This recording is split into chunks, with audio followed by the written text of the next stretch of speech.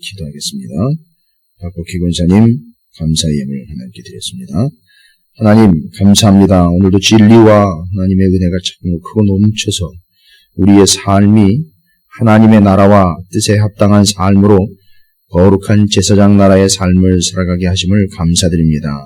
한날을 시작하면서 저희들의 소리와 저희들의 뜻으로 시작하지 아니하고 하나님의 말씀과 하나님의 뜻으로 시작해 하시고 우리의 몸을 쳐서 복종함으로 주님 앞에 나와 기도로 한날을 시작해 하심을 감사드립니다. 이제 하나님께 구하고 바라고 소망하는 것이 이 땅에서 잠깐 있다 소멸될 것들이 아니라 장차 우리가 누리게 될 영원한 하나님의 나라의 온전한 뜻이 되게 하시고 또 하나님의 나라의 것이 되게 하여 주시옵소서. 세상의 눈으로 세상을 보지 않게 하시고 하나님의 말씀과 하나님의 눈과 하나님의 마음으로 세상을 보게 하시며 또한 하나님의 마음을 읽을 수 있는 하나님의 거룩한 백성들이 되게 하여 주시옵소서. 우리는 저마다 각자의 기도의 제목을 가지고 있습니다. 하나님, 이 새벽에도 하나님의 영광을 구하고 또 저들의 삶의 자리에서 구해야 될 여러 기도의 제목들을 하나님 앞에 믿음으로 아뢰이오니 하나님 들으시고 응답하여 주시옵소서. 그러나 나의 원대로 마옵시고 아버지 하나님의 뜻대로 이루셔서 하나님의 홀로 영광을 받아 주시옵소서. 단지 기독케 하심을 감사하옵고 또한 하나님과 교통케 하심을 감사하옵고 이 모든 것들이 주님 안에서 성령 충만함으로 이루어진 일들이 되게 하심을 감사드립니다. 이제 하나님께서 우리에게 말씀하시고 명령하시는 하나님의 뜻을 분명하게 순종하는 자들이 되게 하여 주시옵시고 그 복음과 은혜를 세상에 나누고 또 선포할 수 있는 축복의 통로들로 우리 찾으시는 교회와 성도들이 되게 하시고 이 새벽 제단을 나온 하나님의 백성들이 되게 하여 주시옵소서. 우리의 마음과 시간과 뜻을 드립니다. 특별히 하나님 앞에 귀한 예물로 성별하여 아들의 믿음과 아들의 삶을 위하여 축복하는 이 간절한 기도의 예물을 하나님이 기뻐 받아 주시옵시며 하나님께서 들으시는 바대로 이루시고 하나님께서 지키시고 응답해 주시옵소서. 또한 기도하옵고 원하옵고 바라옵기로는 저희의 삶 자체가 하나님께 드리는 감사가 되게 해 주시옵소서. 그럼에도 불구하고 또 그래서 감사가 끊이지 않는 복된 삶이 되게 해 주시옵소서. 이제 주시는 하나님의 말씀이 또한 오늘 한날 우리 일생에 하나님 나라를 소망하며 살아가는 우리의 믿음의 지침이 되게 하시고 방향이 되게 하시며 하나님의 뜻으로 하나님께서 말씀하여 주시는 바를 듣는 자리가 되게 해 주시고 시간이 되게 해 주시옵소서. 함께 나눌 때에 주님 분별할 수 있는 영을 허락하여 주시옵심과 하나님의 말씀과 음성을 듣는 순종하는 종의 마음을 허락해 주시옵소서. 한날을 주님 안에서 기대하옵고 말씀 안에서 기대하오니 오늘도 말씀대로 이루어지는 한날이 되게 하시고 말씀대로 역사하는 한날이 되게 해 주시옵소서. 주의 말씀이 은혜가 될 줄로 믿사옵고 사랑이 많으신 예수 그리스도 이름으로 축복하며 기도 올리옵나이다. 아멘. 할렐루야. 오늘 한날도 하나님께서 지키시고 여러분에게 분별의 영을 주셔서 무엇이 옳고 그름이 아니라 하나님의 뜻이 무엇인지를 분별해내는 한날이 되시기를 주님의 이름으로 축원을 드립니다. 이제 요한일서 4장으로 넘어오면서 사도 요한이 요한 1, 2, 3서를 쓸 당시의 상황을 이야기를 하고 있습니다. 요한 1, 2, 3서를 쓸 당시의 상황은 어디에 나와 있느냐면 여러분 잠깐만 요한 3서를 좀 살펴보시면 요한 3서 1장 8절에 나와 있는 내용이 그 당시의 상황입니다. 요한 3서 1장 8절이죠. 그 당시 상황을 이야기하고 있는 근거의 본문입니다. 어떤 상황이었느냐면 3서 1장 8절에 그러므로 우리가 이 같은 자들을 영접하는 것이 마땅하니 이는 우리로 진리를 위하여 함께 일하는 자가 되게 하려 함이라. 이게 뭔 이야기냐면 이 같은 자들은 누구냐 할 것 같으면 하나님과 하나님의 말씀과 뜻을 위해서 이 당시에는 교회마다 오늘날처럼 이렇게 저희는 개척을 해서 제가 이제 담임 목사로 섬기고 있고 여러분이 성도들로 이렇게 세워져서 한 교회가 이렇게 건강하고 번듯하게 세워지는 또 온전하게 세워져가는 그런 과정 중에 담임자와 성도들 또 교회 또 체계가 세워져 가는데 이 당시에는 교회는 많이 세워졌는데 또 이 교회라는 게 이렇게 건물을 딱 번듯하게 해서 그렇게 진행하는 경우보다는 가정이나 공동체들이 모여서 그 모임이 그냥 교회가 되는 상황이었거든요. 그러다 보니까 여러 교회들이 곳곳에 가정과 모임들이 이루어지면서 교회로 세움을 받게 됩니다.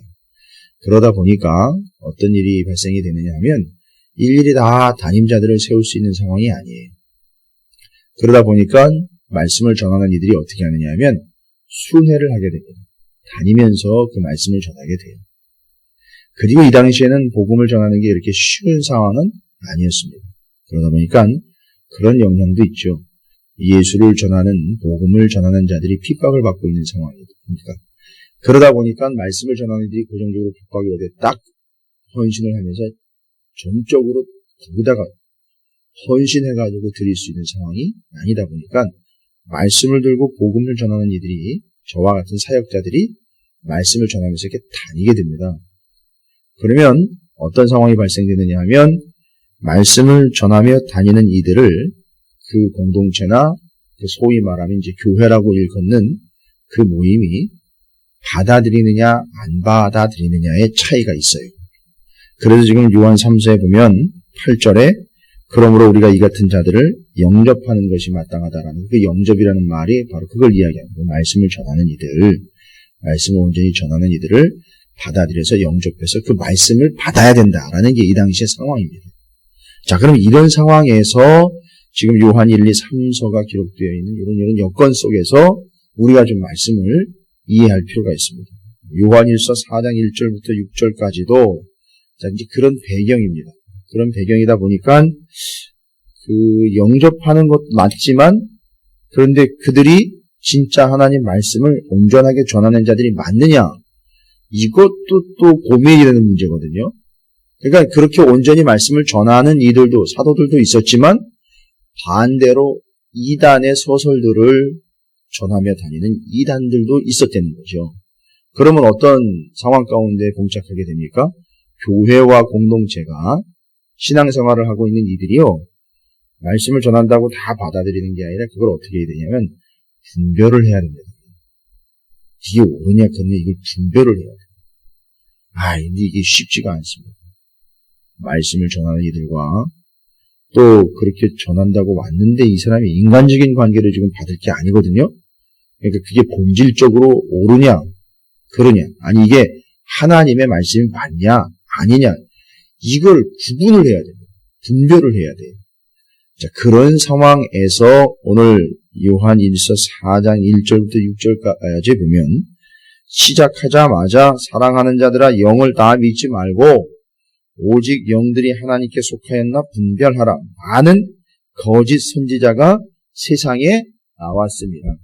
지금 4장 1절부터 그 당시의 상황을 여실하게 드러내주고 있는 본문이죠. 분별해야 할 상황 가운데 있다는 거예요, 성도들이.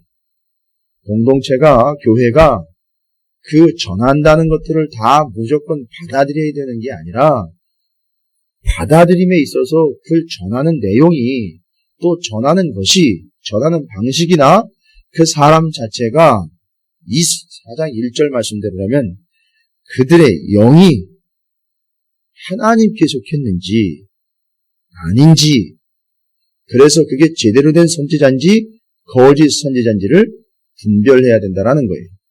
그 기준이 뭡니까? 거짓 선지자들은 그 영이 하나님께 속하지 않았다는 거고요. 제대로 된 선지자들은 그 영이 하나님께 속했다는 거예요. 그걸 분별을 하라고 나와 있습니다. 여러분 이 분별하라라는 이 요청은요. 상당히 적극적인 요청입니다.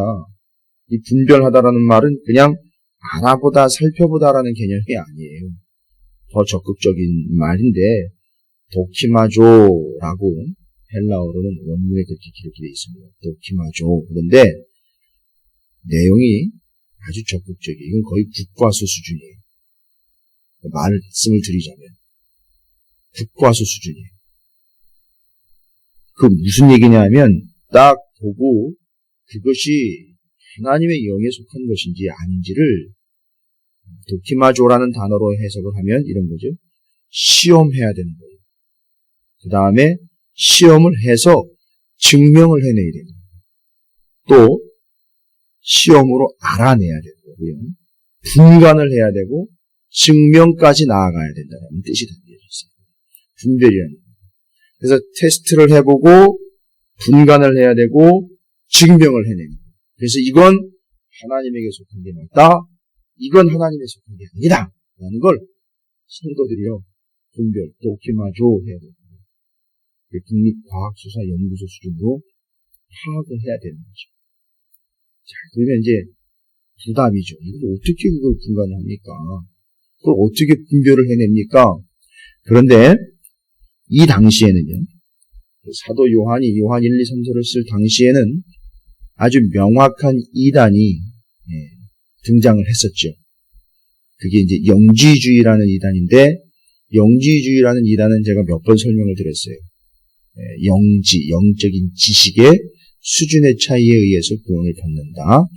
또 그들이 알지 못하는 더 높은 급의 영적인 지식을 가진 자가 또 낮은 급의 지식을 갖고 있는 이들을 거의 지배하는 구조. 그리고 예수 그리스도가 구세주가 아니다라는 주장입니다.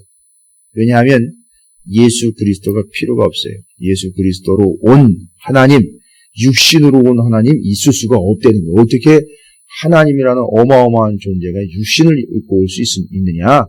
말이 안 된다. 그래서 육신으로 오신 예수 그리스도를 부인합니다. 이건 아주 중요한 사실이에요. 그리고 이제 조금 양보를 한답시고 이야기한 게 뭐냐면, 그 예수를 육신으로 오셨다가, 하나님이 육신으로 오셨다, 잠깐 오셨다가, 십자가에 달려 돌아가는 순간, 영이 떠나가 버리고, 육신 껍데기만 남아버립니다. 이렇게 주장합니다. 그러니까 이제 예수라는 존재가, 그냥, 단순히 말하자면, 좀 빼어난 존재 외에는, 구세주라는 개념으로 받아들이질 않은 거예요. 그래서, 이 영지주의자들과 이 아주 심각한 이단들이 가지고 있는 문제, 첫 번째, 제일 근본적인 거이면서 제일 심각한 것, 육신으로 오신 하나님, 육신으로 오신 예수 그리스도를 부인한다는 겁니다. 그러면 기준이 생겼죠. 분별해보라는 거는 그들이 이야기할 때에, 그걸 믿는다고 할 때에 뭘 믿는가 봤더니만 예수 그리스도로 육신을 입고 오신 하나님 아버지를 믿느냐, 안 믿느냐를 판단합니다. 그러니까 육신으로 오신 하나님을 인정하느냐, 인정하지 않느냐. 그 기준을 가지고 이 당시에는 삼았던 거죠.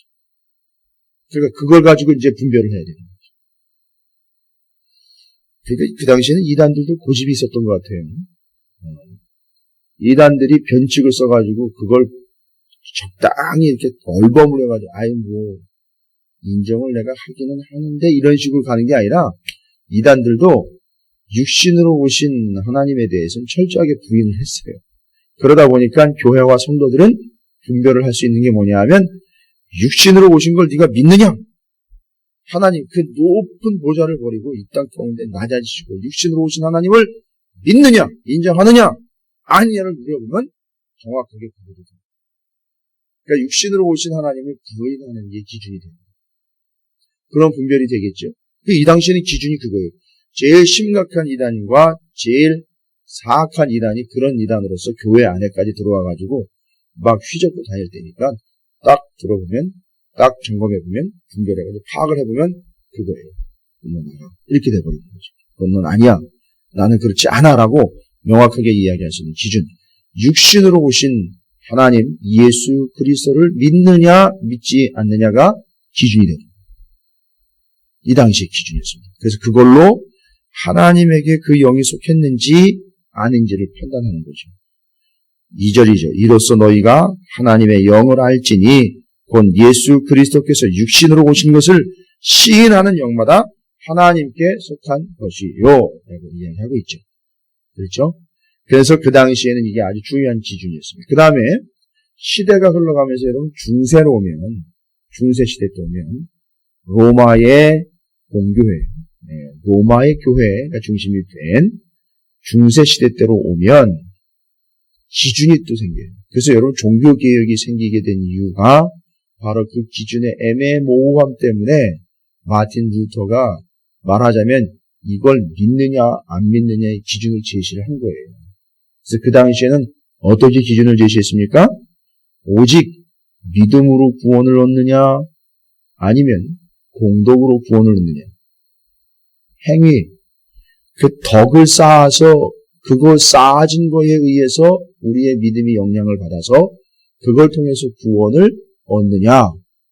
이게 별거 아닌 것 같은데 그 당시에는 이게 심각한 문제였습니다. 그래서 덕을 쌓고 공덕을 쌓아서 구원을 얻는 문제 때문에 뭐가 생겼느냐 하면 면죄부가 생긴 거예요. 그러니까 죽은 자를 위해서도 살아있는 자가 덕을 쌓으면 그들이 중간인 연옥 단계에 가 있다가 천국과 지옥 사이인 연옥 단계에 가 있다가 살아있는 자들이 그들을 위하여 덕을 쌓아주면 물론 여기서 살아있는 동안에 제대로 된 덕을 쌓은 사람들은 그 덕에 의해서 믿음도 있다고 얘기를 해요. 그러나 중요한 건 그 사이에 아주 약간이라고 이야기하는데 아주 결정적으로 그들의 믿음의 덕, 공덕이 좌우를 하게 된답니다. 나중에는. 그러다 보니까 심지어는 연옥에 가 있는 이들이 지옥도 아니고 천국도 아닌 중간 단계에 가는 이들이 현세에 살아가고 있는 이들의 믿음의 행위와 덕에 의해서 공덕에 의해서 연옥에 있는 이가 천국으로 갈 수도 있다. 이렇게 교리를 만듭니다. 그게 이제 면죄부입니다. 면죄부가 필요합니다. 그래서 그때 마틴 루터가 이야기합니다. 그 당시 심각한 문제를 지적을 하면서 오직 믿음으로 구원하는 것이죠. 사도 바울죠. 우리의 어떤 조그만한 눈꽃만한 행위도 거기 들어가 개입할 여지는 없다. 다 잘못된 거예요. 그래서 기준을 갖다 대죠. 너 믿음으로 구원 얻는 거 맞아? 아니면 거기에 우리의 공덕을 쌓아서 그것에 따라서 구원 얻는 게 맞아? 라고 물어보면 대답을 하겠죠. 아, 오직 믿음으로 구원 얻는 거죠.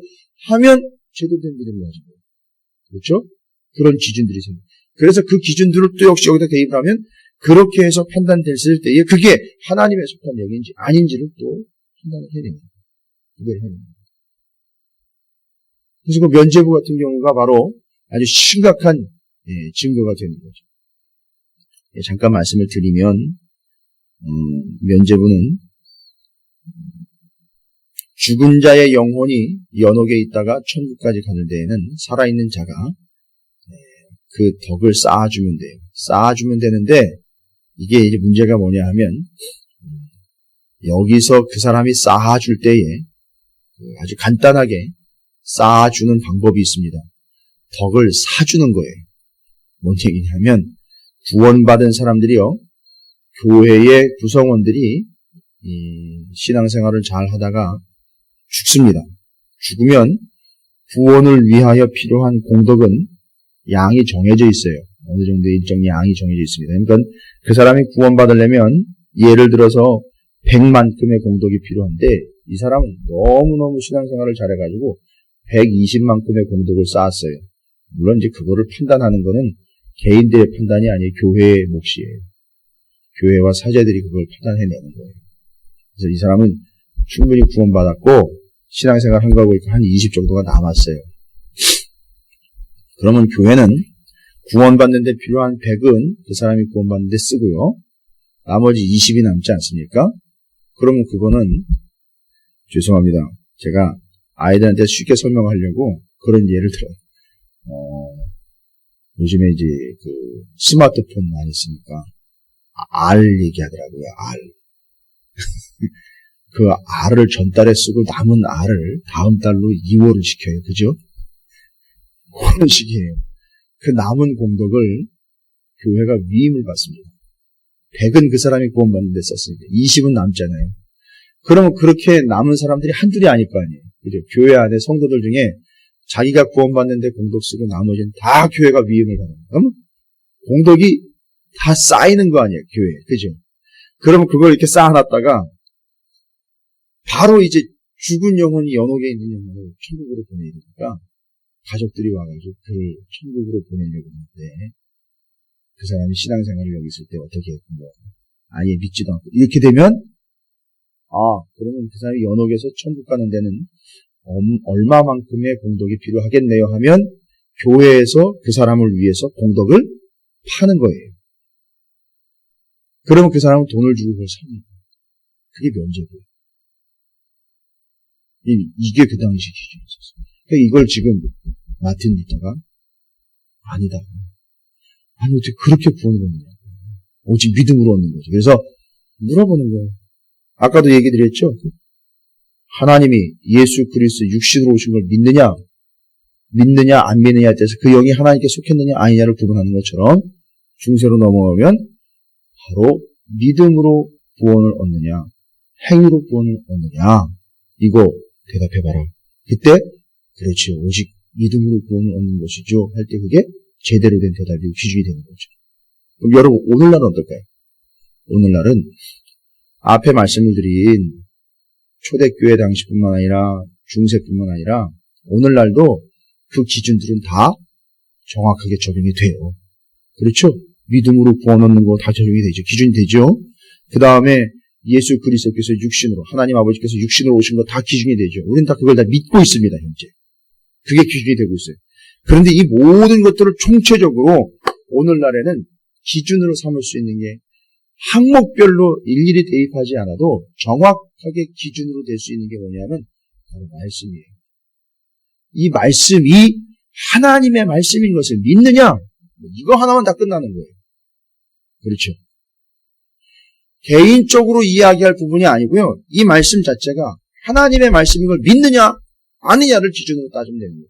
그래서 이 안에 육신으로 오신 예수 그리스도가 다 기록이 되어 있고 오직 믿음으로 구원 얻는 게 다 기록이 되어 있고 우리가 어떻게 그 믿음에 반응해야 하는지에 대한 것도 다 기록이 되어 있어요. 그러니까 기준은 뭐냐? 오늘날 기준은 말씀인 거예요. 이 말씀을 하나님의 말씀으로 믿느냐 이거예요.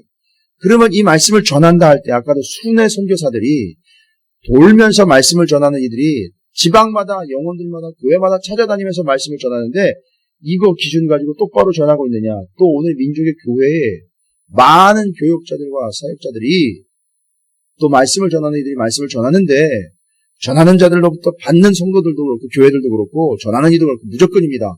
이 말씀을 하나님의 말씀으로 받느냐 이거예요. 이 말씀을 하나님의 말씀이라고 믿고 있느냐 이거예요. 그게 기준인 거예요. 그걸로 판단이 되는 겁니다. 그런데 그 기준으로 따지자면 오늘도 말씀이 나와 있기 때문에 하나님의 말씀으로 받고 하나님의 말씀이라는 사실을 온전히 믿음으로 받아들이는 이들과 그렇지 않은 이들의 차이가 뭐냐 하면 그 영이 하나님에 속했느냐 아니냐 이 말씀에 대한 반응의 차이로 구분을 할 수 있다는 거죠. 뭐라고 얘기를 하느냐면 4절 말씀에 자녀들아 너희는 하나님께 속하였고 또 그들을 이겼나니 세상에 속한 이들을 이야기하는 겁니다. 이는 너희 안에 계신 이가 세상에 있는 자보다 크심이라. 그들은 세상에 속한 거로 세상에 속한 말을 하매. 바로 보십시오. 세상에 속한 자들, 하나님의 영에 하나님께 속하지 않은 영들은 세상에 속한 자들로서 세상의 말을 한다는 거예요. 생각해 보십시오. 제가 여러분 새벽 아침 일찍 여러분과 함께 아침 6시면 함께 만나서 예배하고 말씀을 나누는데 여기서 하나님의 말씀을 가지고 전하는 게 아니라 아침에 배달된 신문을 가지고 이야기를 해요. 오늘 아침에 이런 얘기가 있고 저런 얘기가 있고 제가 보니까 신문의 내용을 보고 보니까 오늘은 이런 일이 있을 것 같네요. 오늘은 이런저런 사건들이 터질 것 같고요. 여러분 정신 바싹 차리고 차 조심하시고 길 조심하시고 돈 조심하십시오. 이런 식인 거예요. 말하자면. 바로 그런 것들로 여기 말씀되어 있는 하나님의 영이 아니라 세상의 영에 속한 사람들은 뭐합니까? 그들의 말을 하는 거예요. 이 강단에서 어떤 말이 선포가 됩니까? 하나님의 말씀이 선포가 되게 아니라 세상의 이야기들이 선포가 됩니다. 그게 세상에 속한 거예요. 하나님의 영에 속하지 않은 걸 이야기하는 거예요. 그리고 명확한 차이를 이야기합니다.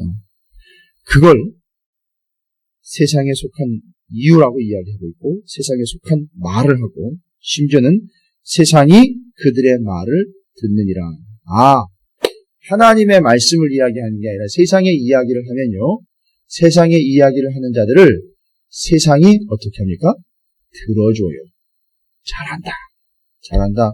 그렇지. 그거야 라고 세상이 다 받아줘요. 세상적인 이야기를 하면 세상에 하나님의 영에 속하지 않은 그들이 다 받아준다고요. 잘한다. 그렇지. 그게 옳은 얘기하고 세상적인 이야기를 하면 세상적인 원리를 갖다 들이대는데 그게 하나님의 말씀이냐고 묻는 게 아니라 그렇죠. 맞는 얘기죠. 그건 참으로 근거 있는 얘기입니다 하면서 세상은 지금 그런 얘기를 하고 있는데 왜 교회에서는 세상의 이야기와 세상의 발걸음과 세상의 페이스에 맞춰주지 않고 세상의 흐름과는 다른 방향으로 가고 있습니까? 세상은 지금 이렇게 말을 하고 있는데 세상 사람들은 저는 이렇게 흘러가고 있는데 왜 교회만 뒤쳐져 가지고서 그걸 따라가지 않습니까? 라고 이야기하는 게 맞는 얘기인 것 같은데 그게 하나님에게 속한 영이 아니기 때문인 거예요. 희한해요. 세상적인 얘기를 딱 해주잖아요. 세상의 페이스를 갖다가 딱 이야기해 주잖아요. 그러면 세상은요. 기발하신데요, 내지는. 대단하십니다. 참 많이 열려 계시네요. 내지는 어떻게 이렇게 폭 넓으십니까? 라고 세상은 그 얘기를 들어준다고요. 맞장구를 쳐준다네. 여기 나와 있는 게 그 얘기예요. 세상이 그들의 말을 듣는다. 하나님의 말씀을 전해야 될 그들이 세상의 말을 전할 때 교회가 들어준다고 얘기하지 않고 세상이 들어준다고 합니다. 세상. 알아주는 거예요. 이 심각한 거죠. 그런데 이제 하나님에게 속한 영의 차이는 뭐냐? 6절이죠. 우리는 하나님께 속하였으니 하나님을 아는 자는 우리의 말을 듣고 여기 우리라는 말은요. 그 말씀 전하는 이들이 있죠. 말씀을 전하며 가르치는 이들 그들의 말을 듣고 하나님께 속하지 아니하는 자는 우리의 말을 듣지 않은. 이게 사람의 말이 아니라 전한 하나님의 말씀 이야기하는 거예요. 가르친 하나님의 말씀, 그걸 듣느냐 안 듣느냐의 차이. 자, 그러면 다 이제 기준이 나왔어요. 육신으로 오신 예수 그리스도를 인정하느냐 부인하느냐, 오직 믿음으로 구원 얻는 걸 인정하느냐 아니냐, 이거 다 포함해서 그게 다 어디 기록되어 있다고요? 하나님의 말씀에 나와 있고 그게 기준이 돼야 된다는 거죠. 그러나 우리는 세상의 이야기를 하는 게 아니라 하나님의 말씀을 전하는 거고 하나님의 말씀, 이 성경 말씀을 하나님의 말씀으로 받느냐 아니냐가 기준이 되는데 세상이 우리의 이야기를 들어주고 안 들어주고는 상관이 없어요. 그걸 인정해주고 인정 안 해주고는 상관이 없다고. 그러니까 우리는 그냥 받으면 되는 거고 온전히 전하기만 하면 되는데 하나님에게 속한 영들의 차이는 뭐냐? 세상에게 우리의 이야기를 들어달라고 얘기하는 게 아니라 어제도 제가 잠깐 말씀드렸지만 우리는 세상에 내 얘기를 들어주기를 바라며 세상에 대해서 내 이야기를 주장하며 왜 내 말은 안 들어주냐고 이렇게 주장하는 게 아니라 성도는 하나님에게 속한 영은 다른 게 없어요. 오직 선포되는 하나님의 말씀과 전달되는 하나님의 말씀과 가르쳐 주시는 하나님의 말씀을 하나님의 말씀으로 그냥 받고 듣는 거예요. 우리가 이야기하려고 하는 게 아니라 하나님의 말씀은 우리는 듣는 거예요. 받는 거고.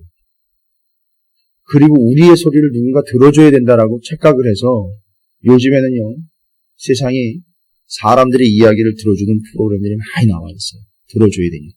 받아줘야 되니까. 그러나 우리는 하나님이 우리 얘기를 받아줘야 되는 존재가 아니라 우리가 하나님의 말씀을 받고 듣고 믿어야 되는 존재지 하나님에게 우리 얘기를 들어달라고 하나님을 마치 힐링 캠프의 사회자로 삼아가지고 내 얘기를 좀 들어보시라고. 이게 아니에요. 하나님이 다시 얘기하십니다. 오히려 네가 내 얘기를 들어야 네가 사는 거고 네가 내 말을 들어야 네가 치유가 되는 거고 네가 내 말을 따라야 네가 사는 거다. 이렇게 얘기하십니다. 그러니까 우리는 지금 하나님에게 속한 영, 그 영이 우리 안에 있다면 내 얘기를 들어달라고 주장하는 게 아니라 하나님 말씀하시면 그 말씀을 하나님의 말씀으로 제가 듣고 하겠습니다. 이렇게 되는 거예요. 그냥 한마디로 말이 많으면 의심스러운 거예요. 내 얘기를 들어달라 그러고 내 말이 맞다라고 주장하면 그건 의심스러운 거예요. 하나님에게 속한 영이 아니라는 거예요. 세상적인 이야기 하는 거고 세상의 소리를 내는 거 그거 의심적인 거예요. 이게 세상에 속한 영이에요. 네, 명확한 기준입니다. 다른 게 없고 하나님에게 속한 영 그것은 하나님의 말씀이에요. 하나님의 말씀을 듣고 받고 순종하는 것 내 이야기를 내거나 내 소리를 들어달라고 하는 게 아니라 하나님의 소리를 듣고 말씀을 듣고 그대로 행하느냐 아니냐의 차이인 거예요. 그게 하나님에게 속한 영이냐 아니냐의 차이를 만들어내는 거예요. 오늘 한날 여러분께서 하나님에게 속한 자들로서 하나님에게 속한 자, 그 하나님에게 영, 하나님에 속한 영으로 여러분이 충만한 한날이 될 때에 여러분의 삶에 하나님의 말씀, 그 말씀을 듣고 그대로 행하느냐 믿느냐가 기준이 됩니다. 명확한 기준이에요. 여러분이 오늘도 무슨 소리, 어떤 소리를 따라가는지를 눈여겨보십시오. 여러분이 오늘 말씀을 기억하시면서 하나님의 말씀을 듣고 따르고 순종하는 한 날이 되셔서 하나님에게 속한 영에 충만한 한 날이